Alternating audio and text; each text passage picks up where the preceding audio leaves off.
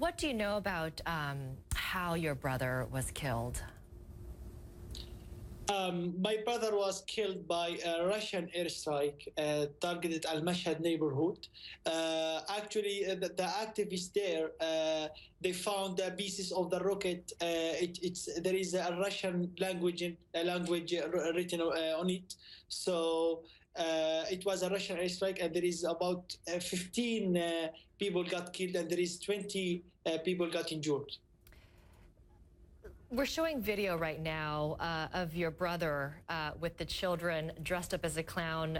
The children obviously feeling a sense of normalcy in a besieged city. Tell us about how your brother lived his life and why he decided not to leave eastern Aleppo, even though it was under constant bombardment. I mean, he clearly knew the risks that he was taking. Yeah. Actually, Anas, he was studying history in Aleppo University, and since he wanted for Al-Assad regime, and so he decided to escape and come to the opposition areas. Since 3 years, since 2013, he decided to be as a teacher for the children who decide to stay in Aleppo. And then he discovered his idea to be the only clown of Aleppo, and he started to organizing parties and plays for these children, especially for the orphans who lost his parents. It was obviously selfish and a very passionate person. When was the last time, Mahmoud, that you spoke with your brother, and what did he tell you about life in Aleppo and his working with these children?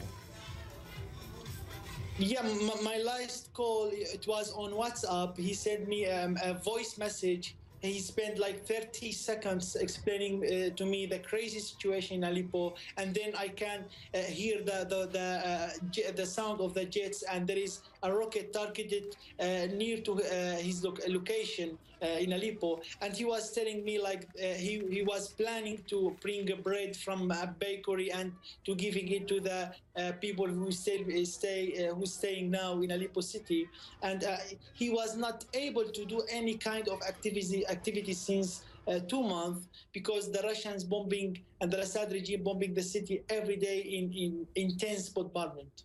I can't imagine how worried you must have been being on the line with him, hearing the bombardments in the background. I mean, did you try to convince him to leave eastern Aleppo? Because many of your family left, including yourself, right? Yeah, I had a long discussion actually with him before the city became under siege, and like he thought, and me thought at that time, like the international community will not allow to the Russian and the Assad regime to surrounding the city for a long time and to bomb the city in this way. So we thought like it will not take a long time, and it will not be like that. How would you like for the world to remember your brother, who we're calling the clown of Aleppo, someone who worked to bring some sense of peace and joy to the children? And tell us also about who he leaves behind, because he was a newlywed, wasn't he? Yeah, Anas, he like I tried to talk with many children in Aleppo who used to stay with Anas, and I asked them like what you feel about him. They said like we used to lose a lot of good people every day, so we have no choice. We always feel sad day by day. There is no more people will give us any kind of hope and happiness in Aleppo city.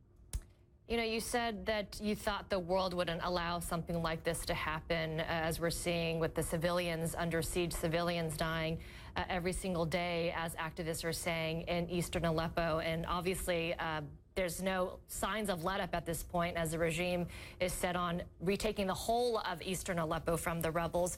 What is your message to the world who watches the news, sees what's going on in Syria? Do you feel anger? Do you feel the world has failed the Syrian people? Yeah, for me and for most of my family and me, we feel like we're completely hopeless about this situation. We are waiting for the international community since 5 years, and nothing happened. Just today they asked the Russians and Al-Assad regime to stop bombing Aleppo city too, and they asked for them to make a ceasefire. But that's not enough at all. We saw what happened in the Security Council, how the Russians and China always keep using veto, and this veto always cause the killing a lot of people every day. I lost my brother, that's true, but every day we are losing many and many and tens of people every day, including children and women and old people.